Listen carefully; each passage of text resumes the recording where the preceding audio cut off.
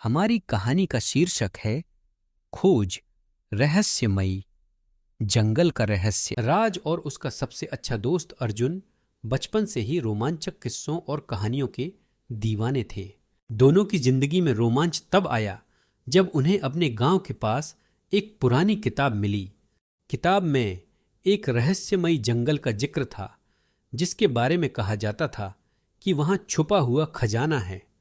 उस किताब में एक नक्शा था जो उसी जंगल का था। दोनों ने तय किया कि इस बार की गर्मियों की छुट्टियों में वे उस खजाने की खोज करेंगे। अगले दिन सुबह सुबह ही दोनों बैग्स में खाना पानी और एक टॉर्च डालकर जंगल की ओर निकल पड़े। धीरे धीरे चलते हुए राज और अर्जुन ने देखा कि जंगल जितना बाहर से साधारण दिखता था, अंदर से उतना ही भयानक था। पेड़ इतने ऊंचे थे कि सूरज की रोशनी भी ठीक से नीचे नहीं आ रही थी।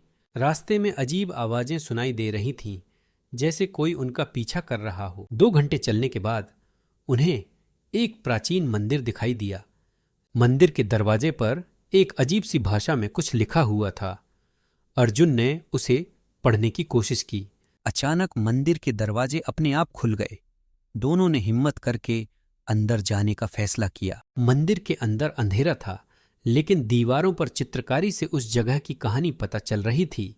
वहां एक चित्र में दिखाया गया था कि जो भी इस खजाने को खोजने की कोशिश करेगा, उसे कई परीक्षाओं से गुजरना होगा।